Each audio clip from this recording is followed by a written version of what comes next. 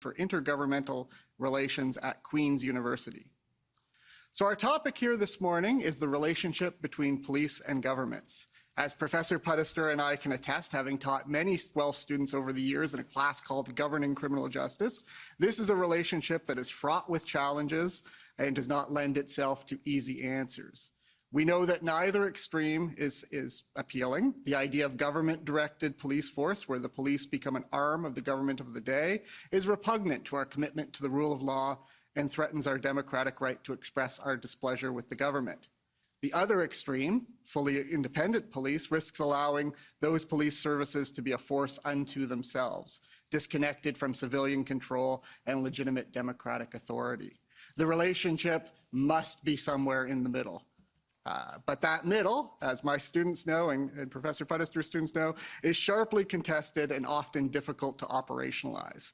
So today we're going to talk in some detail about the capacity of governments to direct police, the sharing of information, and the relationships between different police services and the multiple levels of government. My hope, Commissioner, is that even if we cannot provide you with definitive answers today, we can at least assist you by outlining the contours of the debate and where some of the reasonable disagreements may lie. With that, I'm going to turn the session over to our panelists for opening statements. I've asked each panelist to speak for about 5 minutes, introducing their approach to the topic, and then we're going to have rounds of questions focused on different aspects of the relationship.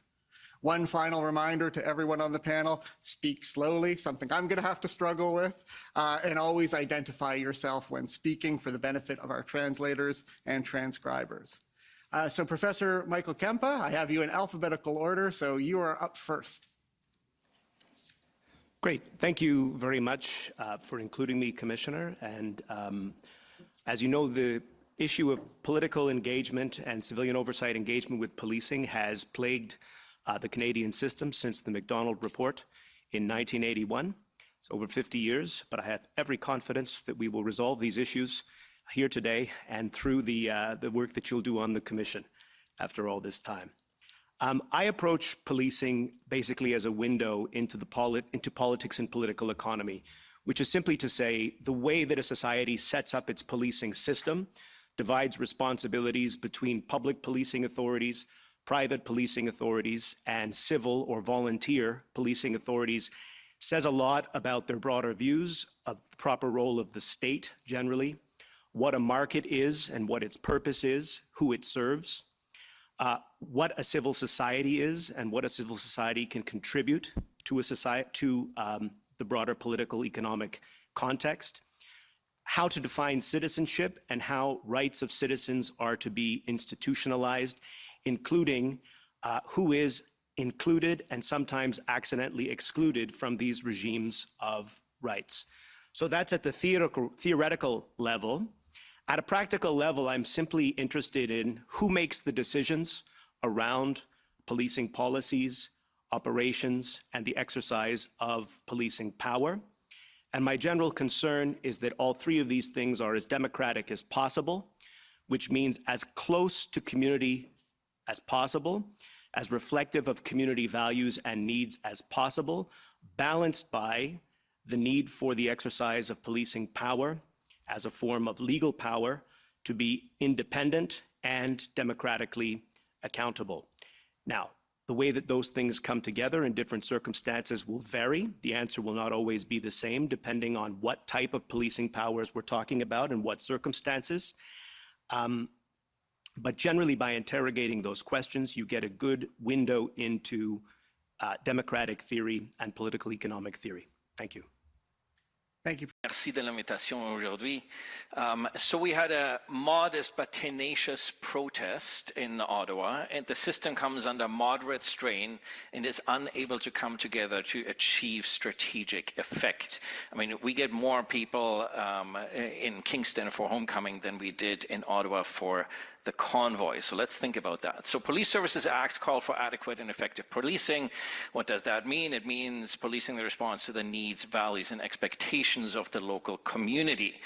On the other hand, police swear an oath to protect life, property, and prevent crime. So the question for police is, what's the best way to keep the public safe? And you can already see emerging here the fundamental problem, which is the delta between public expectations on the one hand, as well as the quantity and the quality of policing.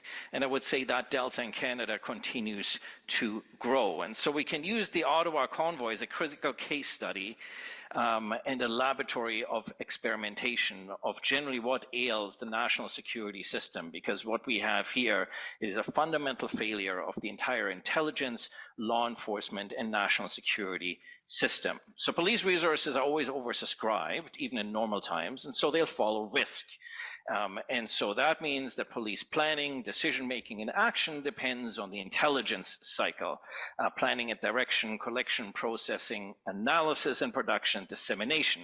We had multiple agencies generating those: CSIS, the RCMP, Criminal Intelligence Service of Ontario, OPP, OPS, open source through media, and it seems we never were able to come together to actually produce a coherent picture. Just think about who would let all these trucks downtown after the World Trade Center bombing in 1990 and the Oklahoma City bombing in 1998. So there's four, I think, key elements here. The issues with regards to the chief in Ottawa, I think, are more symptomatic of broadly issues in Canadian policing when it comes to police leadership, police management, police institutional culture, and policing posture.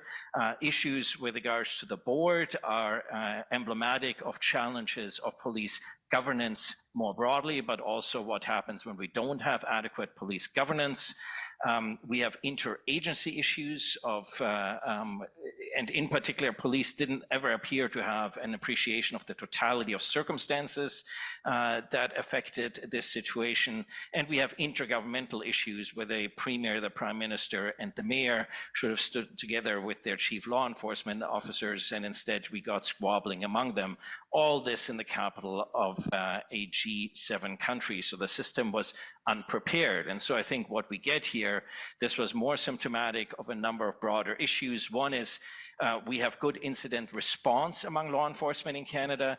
We have difficulty with sustainment, in particular on issues of intelligence, planning, and logistics that a medium-sized police service such as the Ottawa Police Services cannot simply be expected to have for national protest. That's where we need national and to some extent provincial agencies to come in. Where was the RCMP surge capacity? We're always told we have this national police force of 17,000 people, so we can surge in times of a crisis. Between A Division, C Division, O Division, and headquarters, we have well over 2,500 people that could have simply gotten in their cars that are not on frontline patrol. Where were they? We had a loss of trust and confidence by the public that caused politicians to meddle. We had issues of outdated policy, which are governance issues. There's a broader debate about what constitutes national security. We have this very realist and traditional approach that I think does not do well in coping with economic security and political stability, issues of hate crime, ideologically motivated violent extremism, and so forth. 6, we have a reactive national security posture in preserving national security when we need a proactive and intelligence-driven one, where federal agencies have to have a firm and clear understanding of their mandate and on issues so that they can clearly advise local agencies. And I'd say there's a general vulnerability that was created in Ottawa, where this vulnerability to public safety and national security then create multidimensional issues of destabilizing Canada and its democratic institutions more broadly. The conclusion is that the Emergencies Act shouldn't and wouldn't have been needed had the system performed well to achieve strategic effect. The fact that the Emergencies Act was invoked is an indictment of the system and its inability to perform for Canadians, for the government, and for local citizens in Ottawa. Thank you, Professor Leprecht. I'm going to remind the panel to please try and speak. Guelph, and I'm pleased to be here with you today. My research and teaching are in the areas of law and politics and criminal justice policy. With colleagues, I have researched and written on several aspects of police governance and accountability. This work includes a study of the RCMP's Mr. Big undercover technique as a test for various types of police oversight for a routine but covert policing operation. My current research examines civilian police oversight in Canada with a focus on Ontario in particular. I've written on the investigation, prosecution, and sentencing of police officers in Ontario and the work of the Ontario Special Investigations Unit as a method of police oversight and accountability. My work demonstrates the very complex and challenging nature of these cases for the justice system. Through my work, I try to highlight the importance of public legitimacy and police oversight and the various sites of accountability for police. My research has shown that for some matters of policing, parliamentarians, responsible ministers, and police oversight agencies either show little interest or are incapable of regulating police conduct in an ongoing basis or in approaches that are more systematic and comprehensive in nature. To this end, there are examples of elected officials in education, healthcare, other important services, sometimes matters of international trade and so on, that must play a part in decision-making about how to police those protests. So we've seen in a number of important judicial reports on policing from Justice Morden about the G20, Justice Linden on Ipperwash and others, urging a more pragmatic allocation of decision-making power and certainly an increasing flow of information over an array of police activities. That police independence should cover much more than just the investigation of crime. What's more, of course, there is legislative language in Ontario, Section 31(4) of the Police Services Act, that draws this sharp distinction between operational decisions with respect to day-to-day operations and policy matters. But I believe that broader understanding of police independence undermines the accountability and ultimately the democratic legitimacy of policing outside the area of criminal investigation. So how then should we demarcate areas where the police should maintain strict independence from areas where more government input is appropriate? Well, first, I think we should continue to ensure full police independence over criminal investigations, and we should do so in clear, unambiguous statutory language. But outside that area of criminal investigation, we should make clear, also in clear statutory language, that police independence is not a bar to the free flow of information to and from police services and boards, and to some direction from government. Making clear that these other areas of police operations are not subject to strict police independence will allow for a proper flow of information between police services and government. As Justice Morden pointed out 10 years ago in his report on policing the G20 summit, police services boards cannot perform their oversight function if they lack adequate information about the police services operations. Further, we should allow for more guidance and input from government in crafting policies, priorities, and objectives in these other policing areas. As we have seen at virtually every large-scale protest in Canada over many years, including earlier this year, the police lacked clear guidance about how to regulate those protests. The police need more and clearer legal guidance about how to deal with these large-scale the application of a board's governance and oversight function in the circumstance. And Judge Morden coined the term critical points. These were the threshold at which a police board or commission should become engaged because the policing operation that is being contemplated or unfolding, the event, is organizationally significant. It's not focused on one detachment or one division. It brings into play the entire police service and the command of the police service. Judge Epstein, in her report, Missing and Missed, expanded on Judge Morden's critical point definition and said that it should also include major operations that could have an impact on the police service's reputation. Again, classically a role that a board of directors would become engaged in. And also operations that are likely to have an impact on the police service's relationship with marginalized communities.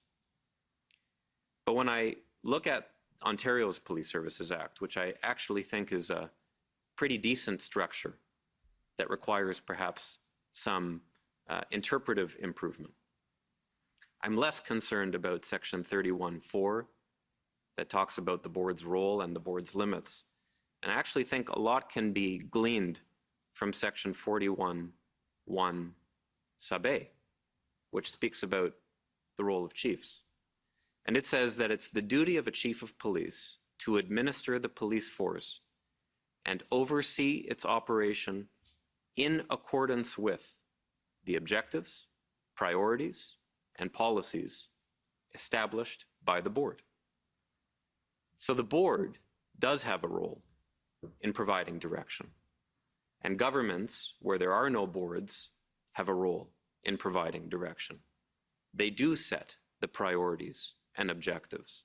And Judge Morden said, not just in general with respect to an annual business plan for the police service, but in the context of a critical point, when a particular event is being planned or unfolding. It's the board's role to establish, in consultation with the chief, what are the priorities for the policing of this event?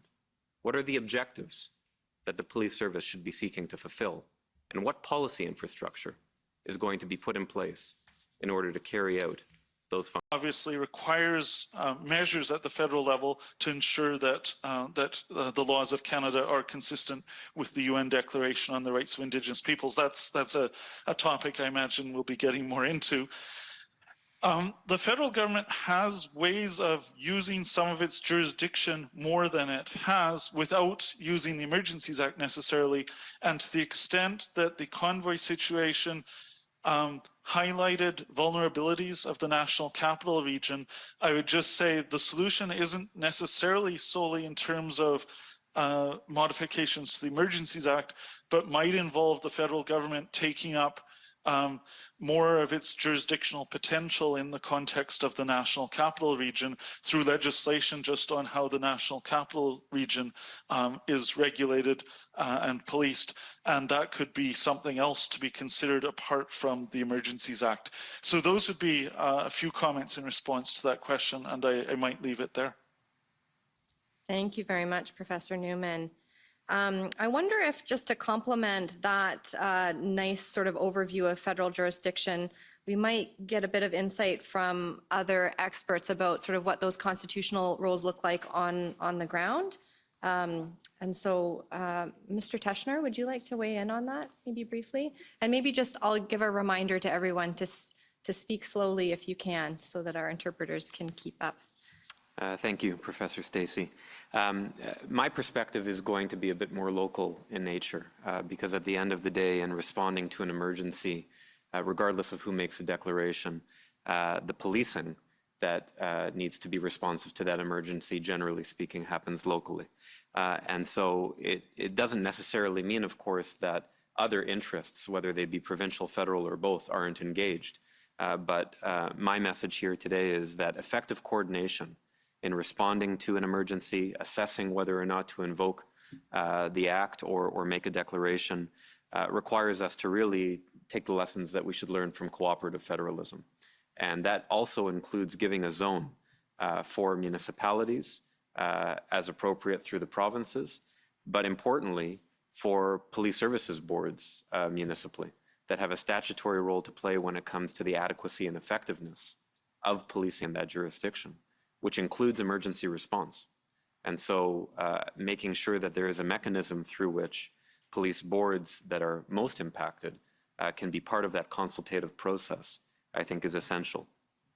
I think the question that I was wrestling with in preparing for this is, how can any entity determine when something engages a broader interest beyond its own?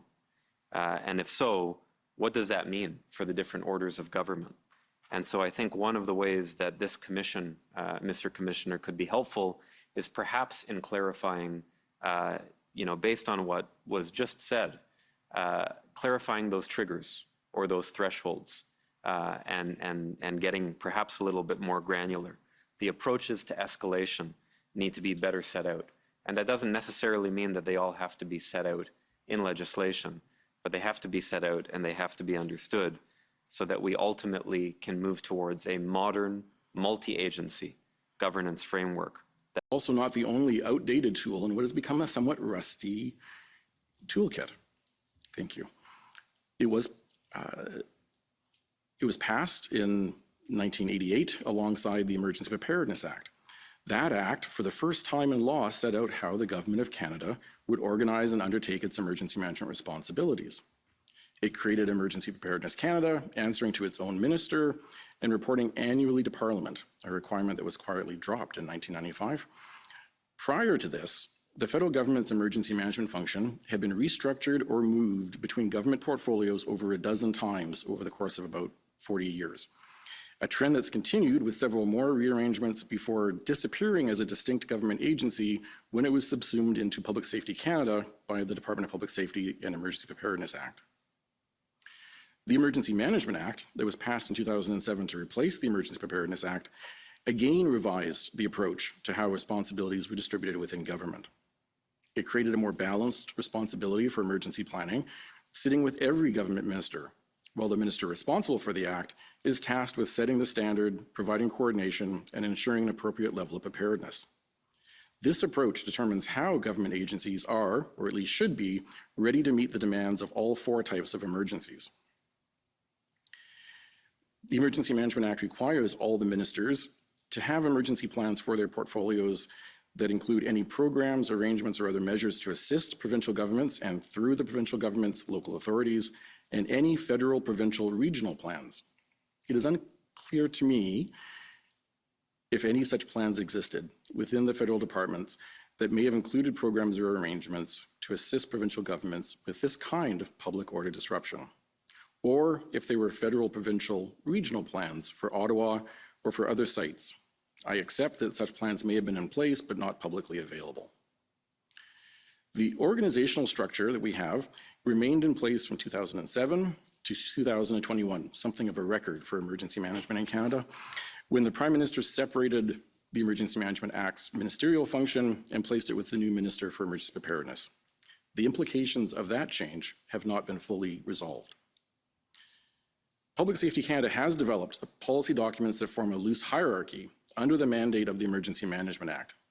Many of these policy tools were in response to the 2008 report of the Standing Committee on National Security and Defence. That Senate report was titled Emergency Preparedness in Canada: How the Fine Arts of Bafflegab and Procrastination Hobble the People Who Will Be Trying to Save You When Things Get Really Bad. The report was not positive. The Senate committee concluded they did not believe the Canadian government have been doing their job in preparing for kinds of major national emergencies that are bound to confront Canadians in the coming years. Time is too short to explore each of the policy documents in depth, and I must also again say that as a citizen, I can only see what Public Safety Canada puts forward on its websites. You've already heard of the Emergency Management Framework for Canada, the Federal Provincial Territorial Agreement on its principles. There's also the Emergency Management. Teschner, around sort of questions about optimal mechanisms for consultation when declaring a national emergency. And so what might that consultation look like, recognizing the points that have already been made, that it's maybe not just about the consultation happening at that exact moment, that we need to take a broader temporal view of that. So what should those mechanisms for consultation look like when declaring a national emergency?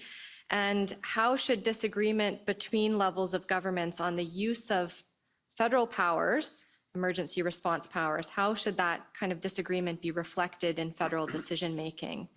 And so, Professor Newman, can we go back to you on that question? You brought this up earlier. Sure, and I'll just preface it saying I agree entirely with the notion that there ought to be discussions well in advance of any particular emergency arising, and that the opportunities for coordination between governments start well in advance of the need for emergencies legislation, and years in advance, as has been suggested. But in the context of an emergency type situation arising where there's Folks, if you want to be kept up to date on what's happening at the Emergency Act inquiry, including my live tweets and some clips and highlights that occurring at the Emergency Act inquiry, by heading over to revolutionnews.ca/Emergency Act Commission, that's revolutionnews.ca/Emergency Act Commission. And of course, folks, while you're there, please head over to donorbox.org/emergency act commission. That's donorbox.org/emergency act commission. And of course, here folks, if you could chip in a buck or two, that will be greatly appreciated, as it will help me cover my travel expenses, including my expenses on food, as bringing you these stories doesn't come for free. Thank you so much.